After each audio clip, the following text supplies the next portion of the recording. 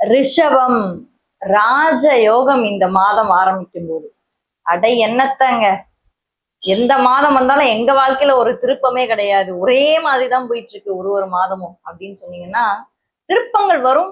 அதுக்கேத்த மாதிரி நீங்க கொஞ்சம் இந்த மாதம் பாத்துக்கலாமா, என்னென்ன நடக்க போகுது தெரிஞ்சுக்கலாம் வாங்க. சோ வீடியோ தொடர்ந்து பாருங்க. அது மட்டும் இல்லாம நம்மளுடைய சேனல்ல இன்னமும் நீங்க சப்ஸ்கிரைப் பண்ணாமலே புதுசா வரவங்க பாத்துட்டு இருக்கீங்க அப்படின்னா மறக்காம சேனலை சப்ஸ்கிரைப் பண்ணி வச்சுட்டு உங்களுடைய ஆதரவை தொடர்ந்து கொடுத்துட்டே இருங்க.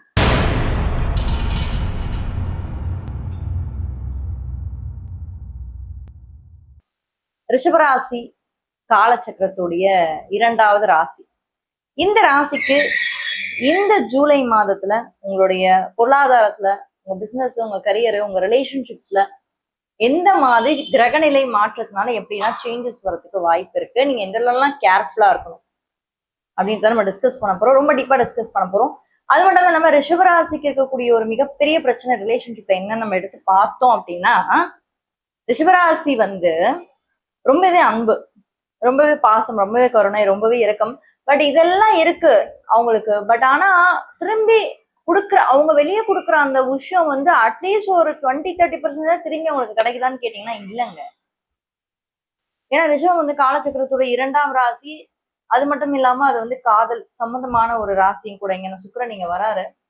சோ இத்தனை விஷயம் இருக்கும்போது அந்த ஒரு பிரச்சனை அவங்களுக்கு வர்ற மாதிரி எனக்கு தோணுது. அவங்களுக்கு லவ் ரிலேஷன்ஷிப்ஸ்ல நிறைய ப்ராப்ளம்ஸ் ஏற்படுது. அதுவும் நம்ம இதே சுக்கிரன் ரிஷபத்துக்கு 6ஆம் இடத்தோட அதிபதியாகவும் வராரு. துலா ராசிக்கும் அதே சுக்கிரன் தான்.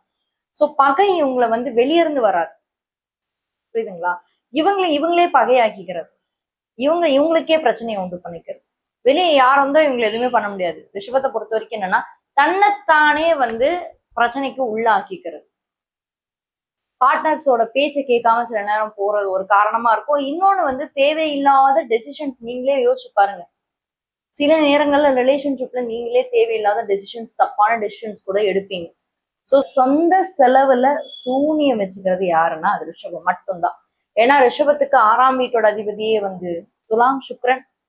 சோ 6க்குடையவன் ராசிநாதன். ரெண்டுமே அடிச்சாலும் பிடிச்சாலும் அது நீங்க தான் அப்படின்ற மாதிரிதான் இருக்கு.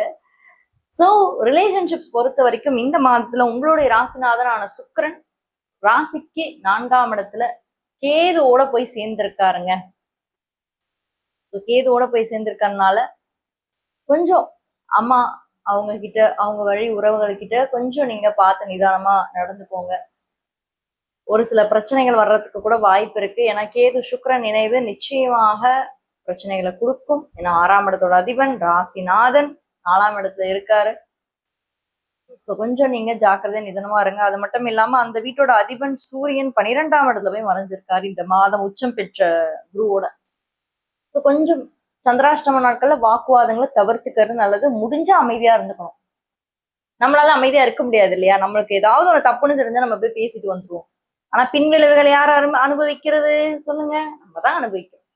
சோ ரிஷபத்தை பொறுத்த வரைக்கும் ரிலேஷன்ஷிப்ஸ் அப்படின்ற ஒரு விஷயத்துல கொஞ்சம் கவனம் இந்த மாதம் தேவை. கரியர் எப்படி இருக்க போகுது? கரியர் சார்ந்த விஷயங்கள். ஏன்னா தொழில் ரீதியா நம்ம பார்க்கும்போது ஜூலை மாதத்தை பொறுத்த வரைக்கும் ராசியிலே இப்ப செவ்வாய் இருக்காரு. நீங்க நோட் பண்ணிக்கணும்.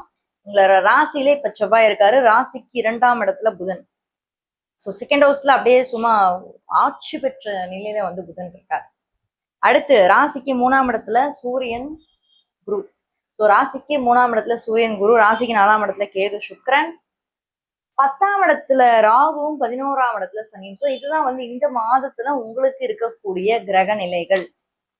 இதுல நம்ம மிக முக்கியமா ஒரு விஷயம் நம்ம பார்த்தோம் அப்படின்னா, இந்த ராசிக்கு இருக்கக்கூடிய இந்த 4-10 ஆக்சிஸ்ல பாருங்க, 4ஆம் இடத்துல கேதுவும் 10ஆம் இடத்துல உங்களுக்கு ராகுவும் இருக்கு.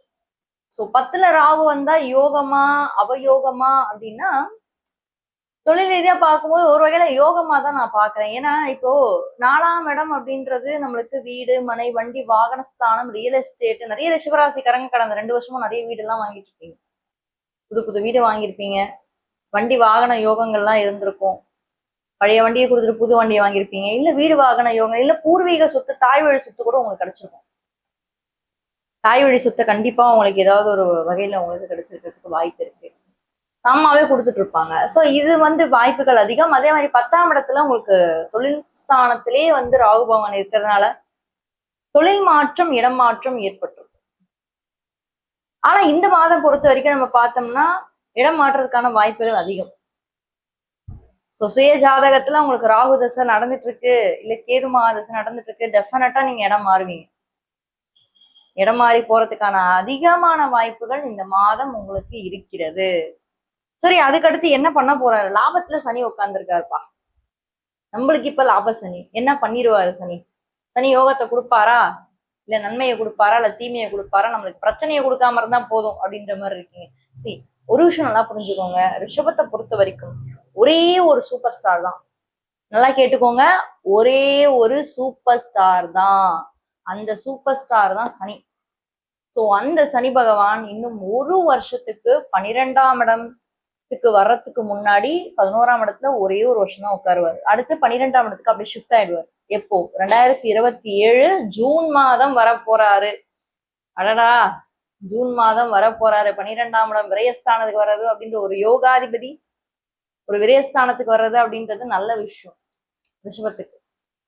ஸோ பிரிந்த உறவுகளுக்கும் ஒன்று சேர்றதுக்கான அதிகமான வாய்ப்பு இருக்கு. ஃப்ரெண்ட்ஸோட நல்ல ஒரு ஒரு குட் க்ரோத், ஃப்ரெண்ட்ஸோட ஒரு நல்ல ஒரு கம்பேனியன்ஷிப், ஃப்ரெண்ட்ஸோட ஒரு நல்ல ஒரு அண்டர்ஸ்டாண்டிங் ஏற்படுறது, அவங்களால ஒரு பெனிஃபிட்ஸ் ஏற்படுறது, அவங்களால நல்ல ஒரு லாபம் ஏற்படுறது, இல்லை அவங்க கூட உங்களால சேர்ந்து வேலை பார்க்குற மாதிரி ஒரு அமைப்புகள். ஸோ ஆக மொத்தத்துல 11ஆம் இடம் சொல்லக்கூடிய லாபஸ்தானம், நட்பு, வட்டார ஸ்தானத்துலதான் உங்களுக்கு சனி பகவான் இருக்கிறதுனால தொழில் ரீதியா ஏதாவது தொடங்குறதோ, இல்லை நீங்க பாத்தீங்கன்னா நீங்களும் உங்க ஒய்ஃபும் கூட்டு சேர்ந்து ஏதாவது ஒரு கரியர் ஸ்டார்ட், ஏதாவது ஒரு பிசினஸ் ஸ்டார்ட் பண்றதோ, கரியர் ரிலேட்டடா முக்கிய முடிவுகள் எடுக்கிறதோ, இதெல்லாம் பண்ணக்கூடிய ஒரு மாதம். சனி உங்களுக்கு 11ஆம் பாவத்துல இருக்கிற வரைக்கும் இதெல்லாம் பண்ணுவாரு. படிப்பு சார்ந்த விஷயங்கள், எஜுகேஷன்லாம் இந்த மாதம் குழந்தைங்களுக்கு எல்லாம் எப்படி இருக்குன்னா, ரிஷபத்தை பொறுத்த வரைக்கும் ஒரே விஷயம் தாங்க. நம்ம நல்லா புரிஞ்சுக்கணும், இந்த ராசியோட அதிபதி சுக்ரன். சரியா? சோ இயல்பாவே இந்த ரிஷபராசிக்கு என்ன ஒரு விஷயம் நல்லா வரும் அப்படின்னு கேட்டீங்கன்னா, கிரியேட்டிவிட்டி. ரிஷபராசியில உங்க வீட்டுல ஒரு குழந்தை இருக்கு அப்படின்னா ஏதாவது ஒரு கிரியேட்டிவிட்டியில விட்டுருங்க, கண்டிப்பா ஷைன் ஆகி வந்துருவாங்க. அது டான்ஸ் இருக்கலாம், மியூசிக் இருக்கலாம், டிராமா இருக்கலாம், ஸ்போர்ட்ஸா இருக்கலாம், ரீடிங், ரைட்டிங், ஏதாவது ஓவியக்கலை, ஏதோ ஒரு கலை சுக்கரன் கொடுக்கக்கூடிய. அதுவும் சுயஜாதகத்தில் சுக்கரனா நல்லா இருந்துட்டாரு, ஆட்சி உச்சம் பெற்று பலமா இருக்காருன்னா அவ்வளவு சூப்பரா இருக்கும். ஸோ நல்ல ஒரு பாசிட்டிவ் சேஞ்சஸ் உங்களுக்கு இந்த மாதம் ரிஷபராசிக்கு வரும். அதே மாதிரி தொழில் ரீதியான முக்கிய முடிவுகளும் நீங்க இந்த மாதம் எடுக்கக்கூடிய வாய்ப்புகள் நல்லா இருக்கு. அதனாலதான் நான் சொல்றேன், முக்கிய முடிவுகள் எடுங்க, நல்லதே நடக்கும். மேஷராசி இப்ப தெரிஞ்சுக்கணும்னா இந்த வீடியோல ஃபர்ஸ்ட் கமெண்ட்ல ஃபர்ஸ்ட் லிங்க்ல கொடுத்துருக்கேன், மறக்காம அதையும் போய் செக் பண்ணுங்க. யாராவது ஒரு ஃப்ரெண்டுக்கு இந்த வீடியோ நீங்க ஷேர் பண்ணி ஹெல்ப் பண்ணணும்னு நினைச்சீங்க அப்படின்னா மறக்காம ஷேர் பண்ணி ஹெல்ப் பண்ணுங்க. தேங்க்யூ.